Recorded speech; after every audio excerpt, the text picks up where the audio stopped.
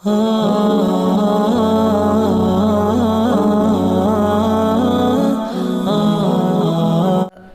للہ رب العالمین والعاقبۃ للمتقین والصلاة والسلام علی سید المرسلین وآلہ واصحابہ اجمعین۔ میرے محترم بھائیوں اور دوستو، انسان بہت تکبر کرنے والا ہے۔ کسی انسان کو کچھ پیسے مل جائے تو وہ غافل ہو جاتا ہے، وہ دین سے دور ہو جاتا ہے، وہ غافل ہوتا چلا جاتا ہے۔ کسی انسان کو عہدہ مل جائے تو وہ بھی غافل ہو جاتا ہے۔ اس عہدے کے اندر وہ اپنے آپ کو پتہ نہیں کیا سمجھنے لگ جاتا ہے۔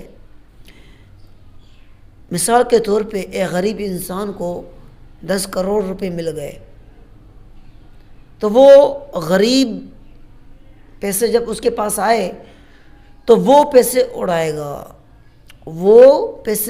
گا، وہ زانی بن جائے گا۔ جس کے پاس مال آ گیا وہ غافل ہو جاتا ہے، وہ دین کو نہیں سوچتا، نہ اللہ کا خیال کرتا ہے، نہ حضور کا خیال کرتا ہے، نہ دین کا خیال کرتا ہے۔ وہ کام کرتا چلا جاتا ہے جس سے اللہ نے روکا، جس نے حضور نے روکا، جس میں شریعت کی پابندیاں ہیں وہ پابندیوں کو نہیں دیکھتا، وہ کرتا چلا جاتا ہے۔ ایک انسان کو عہدہ ملا، اس عہدے میں انسان غافل ہو گیا، اس کا جو کام بنتا ہے وہ اس سے غافل ہو جاتا ہے، وہ پھر اپنی من مانی کرنے لگ جاتا ہے۔ اللہ پاک نے دنیا امتحان گاہ بنائی ہے، کسی کو دے کے آزماتا ہے، کسی سے لے کے آزماتا ہے، کسی کو صحت دے کے آزماتا ہے، کسی کو بیماری دے کے آزماتا ہے۔ یعنی دنیا میں امتحان تو آنے ہیں ہر انسان پر، چاہے وہ مرد ہو چاہے وہ عورت ہو۔ یا امتحان بیماری کی صورت میں ہوگا، یا امتحان صحت کی صورت میں ہوگا، یا امتحان غربت کی صورت میں ہوگا، یا امتحان مالداری کی صورت میں ہوگا، یا انسان ٹینشن ڈپریشن میں آ کر اللہ اس کو ٹینشن دے کر ڈپریشن دے کے آزمائیں گے، کبھی انسان کو صحت دے کر خوشی دے کے آزمائیں گے، کبھی انسان کو اللہ پیسہ دے کے آزمائیں گے، کبھی اللہ پاک پیسے چھین کے آزمائیں گے۔ یعنی دنیا امتحان گاہ ہے، تو یہاں پہ ہر بندے کو آزمایا جائے گا، ایمان والوں کو آزمایا جائے گا۔ امتحان ہر انسان کا ہوگا، چاہے وہ مرد ہو چاہے عورت ہو۔ یہ دنیاوی امتحان، آخروی امتحان تو ہوگا، اچھے برے اعمال کا امتحان تو ہوگا۔ یہ دنیاوی امتحان آزمانے کے لیے ہے۔ ابھی کسی انسان کو اللہ نے بہت سارا مال دے دیا، پیسے دے دی، جائیداد دے دیے، گھر بار بنا دیے، اس نے بنگلے بنا لیے، لیکن اس پیسے سے آیا وہ کیا کرتا ہے؟ نیک کام کرتا ہے، برے کام کرتا ہے، اللہ اسے آزماتے ہیں۔ ابھی ایک انسان کو بہت سارا مال آ گیا، اکثر مالدار لوگ، سب کا بات نہیں کر رہا، اکثر لوگ مالداری کے نشے میں غریب کو حقیر سمجھنے لگ جاتے ہیں، غریب کو حقیر ترین سمجھنے لگ جاتے ہیں، غریب سے ہاتھ ملانا تک گوارا نہیں کرتے۔ آزمائش ہے۔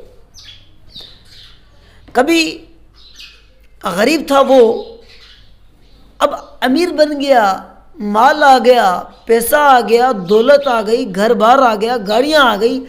جب غریب ہاتھ ملاتا ہے تو وہ ہاتھ دور کرو، کیوں؟ یہ آزمائش ہے، اس کا حساب دینا ہوگا۔ اب ایک ورکر ہے، ایک ورکر کام کرتا ہے، ایک ورکر کام کر رہا ہے، وہ ورکر کام کرتے محنت کرتے کرتے سپروائزر بنا، محنت کرتے کرتے مینیجر بن گیا۔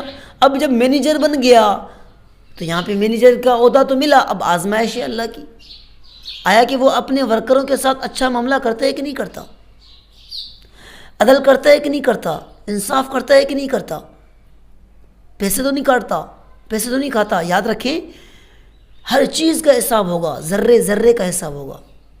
اکثر سب کا نام کہ نہیں کہہ رہا، اکثر جو مینیجر بن جاتے ہیں، اللہ جن کو عہدہ دیتا ہے تو اللہ اسے آزماتے ہیں اپنے ورکروں کے ساتھ کیسے معاملات ہے. کوئی ورکر شکایت لے کے آتا ہے، اس کے ساتھ کیا سلوک کرتا ہے. کبھی ورکر ناحق پر ہے، کس طرح ڈیلنگ کرتا ہے. کبھی انسان ہے، مینیجر بھی سپروائزر بھی انسان ہے. آیا کہ کبھی مینیجر سے خطا ہو گئی، غلطی ہو گئی تو وہ کس طرح دار و مدار کرتا ہے.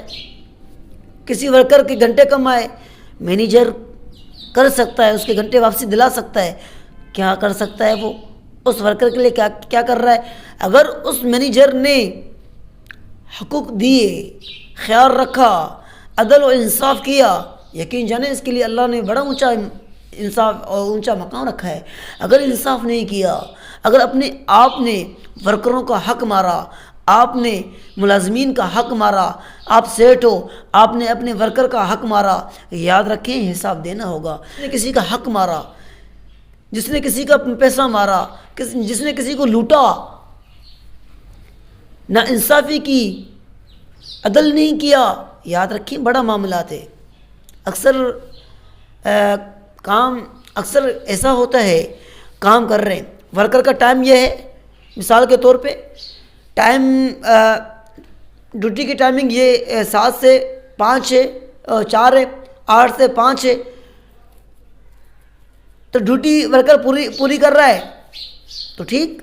بعض دفعہ یہ ہوتا ہے کہ اکثر جگہوں پر، خاص کر کمپنی کے معاملات کے اندر، سارا دن کام کیا ورکر نے، 1 گھنٹہ رہ گیا چھٹی میں، 1 گھنٹہ اس کو چھٹی دے دو، جاؤ. اچھا دیہاڑی پوری ملے گی؟ نہیں ملے گی. اب بتاؤ، یہ جو اس نے ناانصافی کی، ایک ورکر کے ساتھ نہیں، کئی ورکروں کے ساتھ، ایک مزدور کے ساتھ نہیں، کئی مزدوروں کے ساتھ، ایک مزدور کے ساتھ نہیں، کئی مزدوروں کے ساتھ اس نے ایسا کیا. مثال کے طور پہ 50 ورکر ہیں، 50 ورکر کو سارا دن کام کیا ہے، صرف اس چھٹی میں 1 گھنٹہ رہ گیا. بھائی چھٹی کرو تو چھٹی کرو، ڈپارٹمنٹ کو چھٹی کرو. اچھا 1 گھنٹے میں بھگا دیا تو جو 1 گھنٹے کے پیسے پورے نہیں، 1 گھنٹے کے پیسے نہیں کٹیں گے، ہاف ڈے کٹے گا. ہاف ڈے پیسے مطلب کہ آدھے ملیں گے. اچھا یہ جو تم کھا رہے ہو آدھے ایک ورکر کے، تو حساب دے پاؤ گے؟ حساب دے پاؤ گے؟ یہ الزام نہیں ہے، حقیقت بتا رہا ہوں، آپ کو حساب دینا ہے. اللہ تعالیٰ قرآن پاک میں کیا فرماتے ہیں؟ ذرے ذرے کا حساب ہوگا، ذرے ذرے کا، چاہے وہ گناہ ہو چاہے نیکیاں ہوں، اچھے ہوں برے ہوں، صحیح کام ہو برا کام ہو، آپ کو ذرے ذرے کا حساب دینا ہے. آیا کہ آپ نے ورکروں کے ساتھ حق کیا، آپ نے ورکروں کے ساتھ اچھا معاملات کیا، نہیں کیا تو حساب دینا ہے. یاد رکھیں. اچھا یہ بعض دفعہ یہ ہوتا ہے، ایک سپروائزر دوسرا سپروائزر میں انبن ہوتی ہے، ٹسل ہوتی ہے، حسد ہوتا ہے، بغض ہوتا ہے.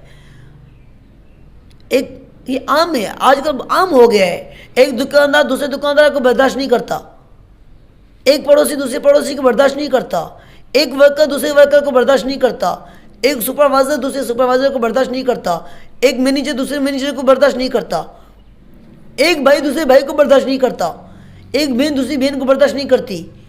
ایسا معاملہ آ گیا ہے. یہ قیامت کی نشانی میں سے نشانی، یہ محبت اٹھا لی جائے گی. آج محبت کہاں ہے؟ بھائیوں میں محبت نہیں ہے، ماں باپ کے اندر محبت نہیں ہے، گھر میں بھائی چارہ نہیں ہے، دشمنی ہے. یہ تو عام ہو گیا ہے.